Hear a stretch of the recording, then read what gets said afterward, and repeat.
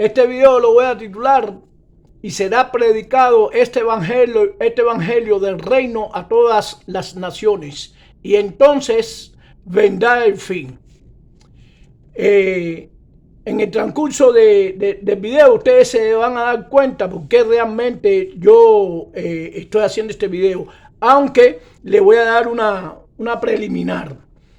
Esto es motivo a que en la iglesia hoy, en la iglesia adventista del séptimo día, al cual yo pertenezco, en la escuela sabática, estuvimos hablando de la predicación y de la vida del apóstol Pablo. Y entonces a mí, como cosa de la vida, de acuerdo al tema que se está hablando, cuál era la función del apóstol Pablo aquí en la tierra, me resalta la verdad en relación, y yo les digo que yo le predico la palabra a los santeros, a los babalaos, a los delincuentes, a los marihuaneros, a los fajarines, a esa gente que dan puñaladas, que tiran tiros, siempre que está, y a los abacuá, y siempre que estén ellos al alcance mía, yo le predico la palabra. Porque ya lo está diciendo el versículo que le dije anteriormente, el de Mateo 24:12. Y será predicado este evangelio. Y hubo personas allí que como que no entendieron, porque las personas, mientras más tiempo llevan en el cristianismo, mucho más se equivocan.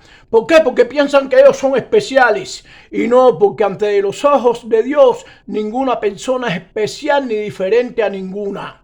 Que lo que sucede es que cada cual estamos posicionados en la vida espiritual de un modo que otros no lo están. Y hay diferencia entre diáconos y pastores y ancianos. Bien, y entonces sale una persona y me dice a mí que yo no podía juntarme con esa gente. Y digo, ¿le que usted dice? Permiso.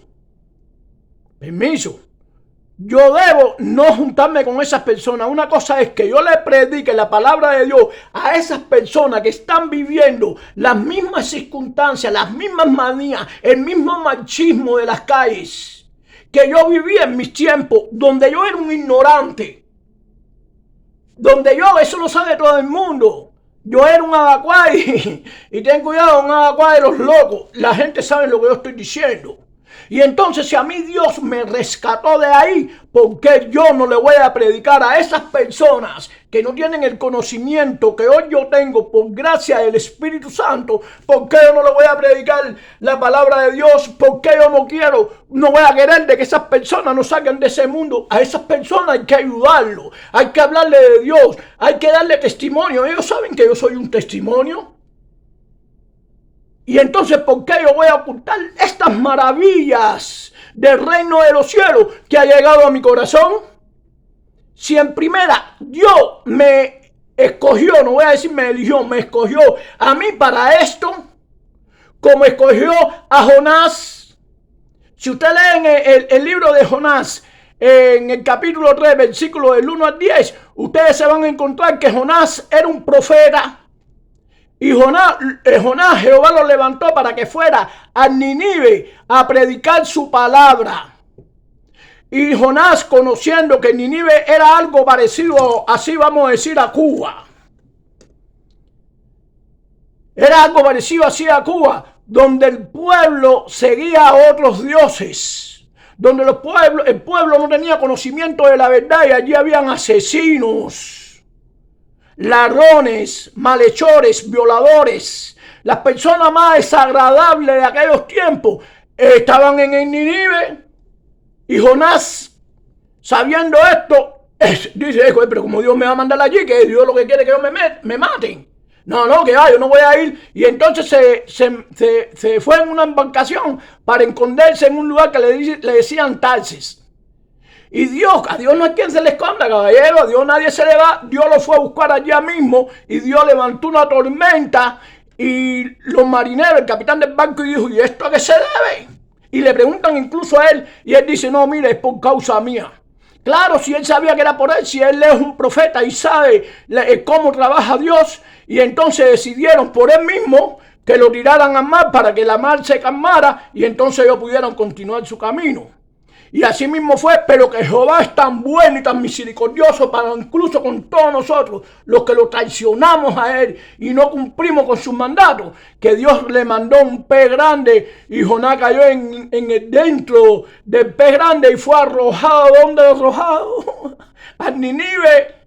Fue a pararle en Nínive y allí Jonás ya sabía que estaba, como vamos a decirlo, supuestamente su modo de pensar estaba embarcado. Pero allí Jonás predicó la palabra de Dios y le explicó a esa gente las profecías. Y entonces, en aquel tiempo, la ciudad de Nínive se convirtió en Dios y siguió a Jehová. Siguió la ley de Jehová.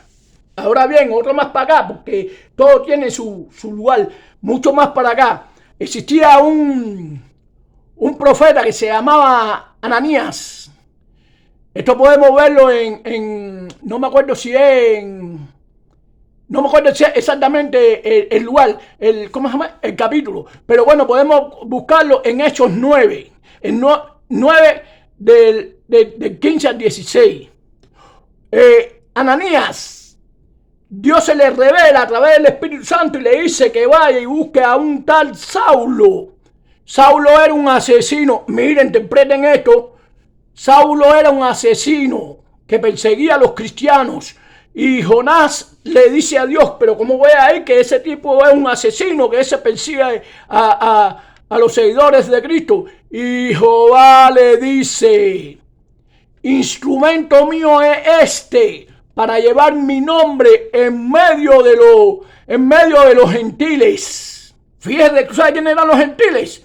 Pues vamos otra vez, los santeros, porque creían en dioses, los babalaos, que eran los profetas de Baal, de otros dioses que no eran de Jehová. Era donde estaban los guapos, los marihuaneros, los que daban puñaladas, los que asesinaban gente, los que robaban, los que malversaban. Esos son los gentiles, que explotaban a los pobres, a los infelices, mataban al pueblo de hambre.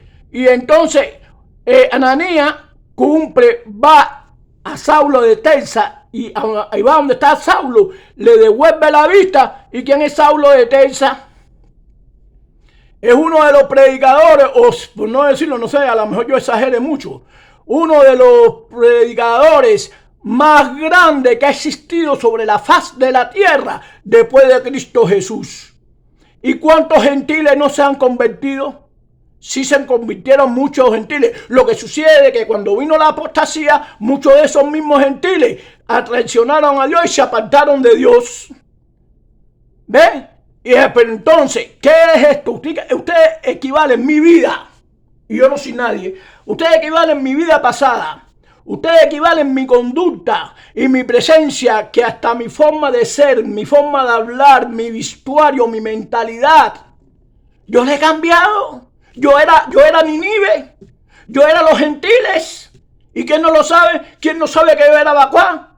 Pero Dios me rescató de ese mundo. Y a ese mundo yo le predico la palabra de Dios. Es decir, que de acuerdo a lo que dicen las Escrituras, nosotros los cristianos, nosotros los que tenemos conocimiento de la palabra de Dios, tenemos que predicarle la palabra de Dios a cualquier persona, en cualquier idioma, en cualquier sociedad, crean lo que crean, que no te acepten. Yo tengo amigos babalaos, que no te acepten, eso es otra cosa. Pero ¿cuál es tu deber? Mi deber, predicarle la palabra de Dios. Claro, que es muy bonito ir a casa de otro cristiano, predicarle la palabra, pero ¿qué palabra tú le vas a predicar a un cristiano que conoce lo mismo que tú? No, tú lo que vas a su casa es a ver cómo vive y qué es lo que tiene y lo que hace lo que tú vas allí. ¿Por qué tú no vas donde está la gente de Nínive? ¿Por qué tú no vas donde están los gentiles? Vayamos a los gentiles, vamos a los Nínives, vamos a Cuba, vamos a predicarle la palabra de Dios a los babalaos, a los santeros, a los abacuá, a los delincuentes. Vamos a las cárceles, que son personas que no tienen nada que ver con nosotros. Vamos a predicarle la palabra a esas personas, a ese pueblo, para que sean salvos, como vamos a ser salvos tú y yo. Y a ti, hermano abacuá, hermano babalao, hermano santero. Sigue en lo tuyo, ese es tu problema. Ahora yo sé que Dios te va a sacar de esa situación, de ese mundo en que tú estás. Pero hermano, adquiere conocimiento de la verdad. Adquiere conocimiento de la palabra de Dios. No te mueras en la situación, en el momento que estás viviendo. Nútrete del Espíritu de Dios como yo lo he logrado, para que tú y tu familia sean salvos y puedan vivir la tierra prometida que Dios tiene destinado para los que lo aman. Que Dios lo bendiga a todos. Que sea Jehová el centro de su vida. Y piensen un poquito. Miren este ejemplo.